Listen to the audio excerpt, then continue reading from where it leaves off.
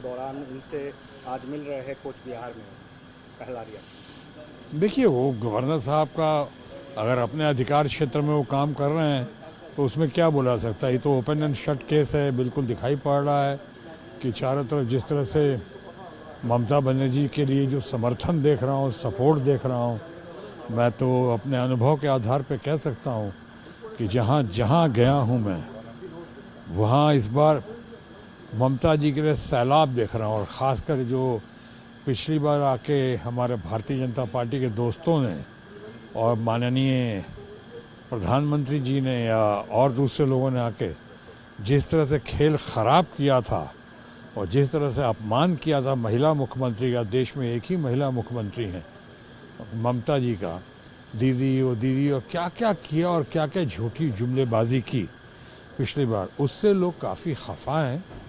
बहुत ही ज़बरदस्त समर्थन का सैलाब है ममता दीदी के प्रति लोगों में। और मैं दावे के साथ कह सकता हूँ कि इस बार के चुनाव में जैसा आपने देखा आसनसोल का हमारा चुनाव हुआ, पूरे देश में एक ही चुनाव था और उस चुनाव में आपने देखा स्वीपिंग रिजल्ट हुआ, यानी रिकॉर्ड तोड़ सफलता लोगों की जनता जनार्दन के आशीर्वाद से और ममता बंदोपाध्याय जी के नेतृत्व में हमें प्राप्त हुआ।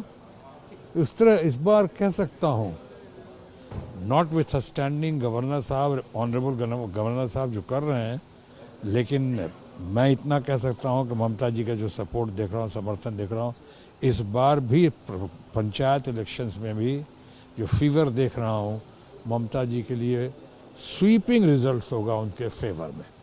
सर, आपकी पार्टी से ये अभियोग किया जाता है कि गवर्नर जो है बीजेपी के लिए काम करते हैं, उनको ज़्यादा माइलेज देते हैं। देखिए, मैं पर्सनली इस मुद्दे पर तो अभी नहीं बोल सकता हूं क्योंकि मैं आया हूं अभी पंचायत के और इस इलेक्शंस के लिए आया हूं, इलेक्शन की तैयारी करके आया हूँ, इलेक्शन के बारे में बातें करने आ रहा हूँ और जहाँ जहाँ हमें जो दायित्व दिया गया है उस दायित्व को निभाने आया हूँ। लेकिन हाँ, अगर जनरली आप कहें तो ऐसा कई बार दिखाई पड़ता है। मैं बंगाल के गवर्नर की फ़िलहाल बात नहीं कर रहा हूँ, लेकिन मुझे दिखाई पड़ता है जैसे तमिलनाडु हो कि कहीं भी हो, ये गवर्नर के पद का बहुत ही दुरुपयोग होता है। जैसे कि अभी एजेंसीज़ का दुरुपयोग हो रहा है भारत सरकार के अधीन और माननीय नेताओं के अधीन। यह one man show and two man army की सरकार बनी है, जहां बाकी किसी मंत्री को कोई जानता नहीं है, बस उन्हीं को जानता है। 2 ही आदमी हैं जो one man show and two man army कहता हूं। और उनके अधीन जिस तरह से हमारे एजेंसीज हैं कि कुछ लोग कहते हैं ईडी या सीबीआई या इनकम टैक्स, जिस तरह से ये लोग कर रहे हैं काम, वो बहुत ही शर्मनाक है, वो बहुत ही बौखलाहट की निशानी है। वो बहुत लग रहा है कि आप अपने विरोधियों को, जो अपोजिशन के लोग हैं, उसको आप रगड़ना चाहते हैं और आपके पास कोई वॉशिंग मशीन है, जैसे ममता दीदी ने कहा है लोगों को कि आपके पास जो आता है दागदार वो साफ़ हो जाता है, और विपक्ष के पास जो लोग होते हैं, जो नामचीन होते हैं, जो अच्छा कर रहे हैं, जो उनकी पॉपुलरिटी हो रही है, उनके खिलाफ आप एजेंसी लगा देते हैं। लेकिन अभी ज़्यादा दिन चलने वाला नहीं है, चाहे दुरुपयोग के गवर्नर के दुरुपयोग का मामला हो या एजेंसीज के दुरुपयोग का मामला हो। ये जो बदले की राजनीति से बहुत कुछ किया जा रहा है और ख़ासकर वहाँ कर रहे हैं जहाँ जहाँ वो लोग हार रहे हैं, उनकी सरकार हारी है, तो बौखलाहट में, फ्रस्ट्रेशन में, डेस्परेशन में काम किया जा रहा है। मैं समझता हूँ ज़्यादा दिन चलने वाला नहीं है और 2024 के चुनाव में जनता इनको बहुत अच्छा सबक सिखा देगी, भारतीय जनता पार्टी और एनडीए को। सर, आपने कहा तमिलनाडु की बात, तमिलनाडु गवर्नर की बात, स्टालिन जो चीफ मिनिस्टर है उनका कहना है कि गवर्नर कभी भी इस तरह से कोई भी उनके मिनिस्टर्स को डिसमिस नहीं कर सकती है। आपको क्या लगता है ये जो पावर है, पावर का गलत?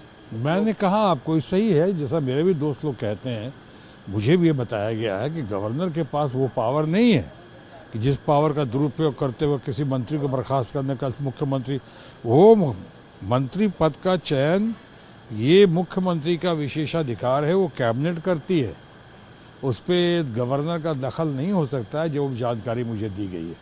इसलिए मुझे लगता है स्टालिन ने जो कहा, और स्टालिन बड़ा डायनेमिक है, बहुत डैशिंग है, बहुत ज़बरदस्त है स्टालिन, जो उन्होंने कहा है और जो गवर्नर ने किया है वो गलत किया है, मुझे लगता है बिल्कुल ज़्यादती है। और स्टालिन ने जो कहा है बिल्कुल सही कहा है। सर लास्टली पूछना चाहूँगा यूनिफॉर्म सिविल कोड के बारे में आपका क्या? ये देखिए, यूनिफॉर्म सिविल कोड सिर्फ ऐसा नहीं है कि किसी एक ख़ास समुदाय के ख़िलाफ़ है या आप एक समुदाय के पक्ष में है। इस पे विशेष चर्चा होनी चाहिए। लेकिन अभी जो यूनिफॉर्म सिविल कोड लाया गया है वो क्यों लाया गया है? वो मुद्दों से भटकाने के लिए लाया गया है। जैसा देश के चाणक्य राजनीति के शरद पवार ने ठीक कहा कि अभी तक तो आप महिला आरक्षण बिल तो ला नहीं सके हैं, आप बेरोजगारी का मुद्दा अभी समाधान कर नहीं सके हैं, आप महंगाई पे कंट्रोल कर नहीं पा रहे हैं, रुपया इतना गिर गया है और डॉलर इतना ऊपर भागता चला गया है, उस पर तो कुछ अभी तक कर नहीं सके हैं। पेट्रोल डीजल का दाम वो सब कर नहीं सके। लोग हाहाकार कर रहे हैं, लोग आपसे पूछना चाहती है, लोग आपसे जानना चाहती है।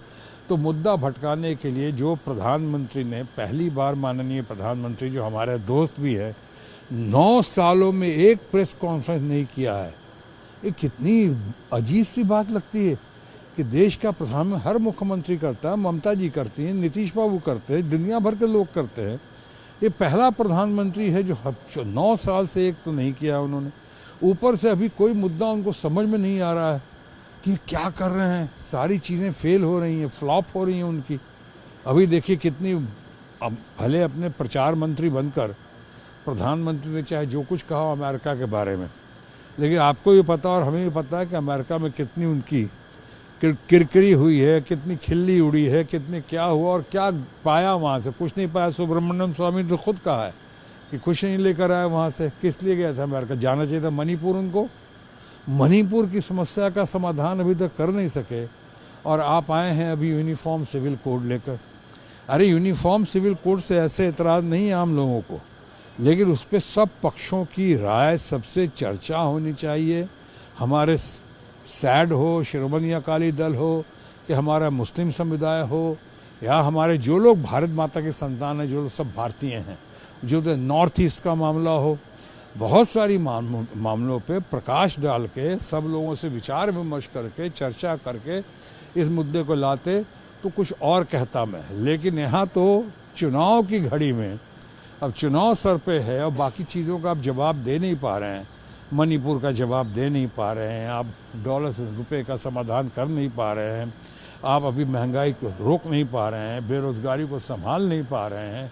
जो हालत और हाहाकार है देश में, उन सब से जूझने के बजाय, उनका समाधान देने के बजाय माननीय प्रधानमंत्री जी ने या उनकी 1 man show and 2 man army team ने ये क्या कर दिया। अभी यूनिफॉर्म सिविल कोड ला रहे, ये कैसे पब्लिक को भ्रमित कर रहे हैं। ये नहीं चलेगा। ये पहले बाकी काम करो। पहले अब जैसा लोग कह रहे हैं महिला आरक्षण बिल भी लाओ, वो पेंडिंग मामलों को प्रायोरिटी देते हुए सामने सब समाधान करो और तब यूनिफॉर्म सिविल कोड की बात करो। धन्यवाद। नमस्कार, मैं हूं मानक गुप्ता। अगर आपको हमारा ये वीडियो पसंद आया हो तो इसे लाइक और शेयर जरूर करें, और हाँ, हमें सब्सक्राइब और फॉलो करना ना भूलें ताकि आप देश और दुनिया की कोई खबर मिस ना करें। तो जुड़े रहिए हमारे साथ और देखते रहिए न्यूज़ 24।